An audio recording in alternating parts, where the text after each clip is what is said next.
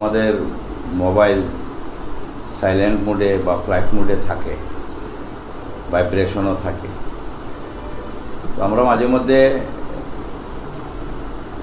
Sound হলে আমরা মোবাইলটা দেখি।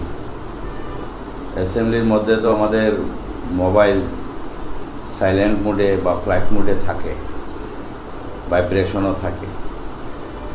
তো আমরা মাঝে মধ্যে সাউন্ড হলে আমরা মোবাইলটা দেখি।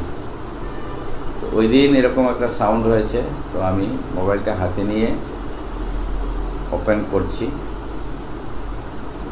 তো অনেকগুলো মেসেজ বা নোটিফিকেশন তো মোবাইলের মধ্যে এসে ওয়েটিংয়ে থাকে।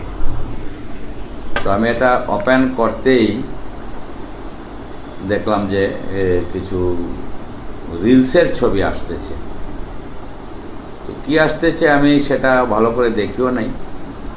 স্মার্টফোন আমি ব্যবহার করি, ঠিক আছে, কিন্তু এটা ভালো করে চালানো আমি জানি না। এটা বলতে লজ্জা নেই যে এটা ঠিকঠাক অপারেট করা আমার পক্ষে কঠিন। তো আমি ব্যাক দিয়ে আমি এটা ক্লোজ করেছি, কিন্তু এই যে কয়েক সেকেন্ড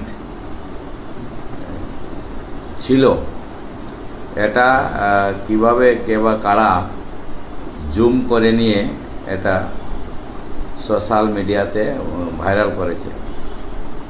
আমি কিন্তু মোবাইলের দিকে চাওয়া অবস্থায়ও ছিলাম না, আমি উপর দিকেই চাওয়া ছিলাম। আমি ভিডিওটা দেখেছি।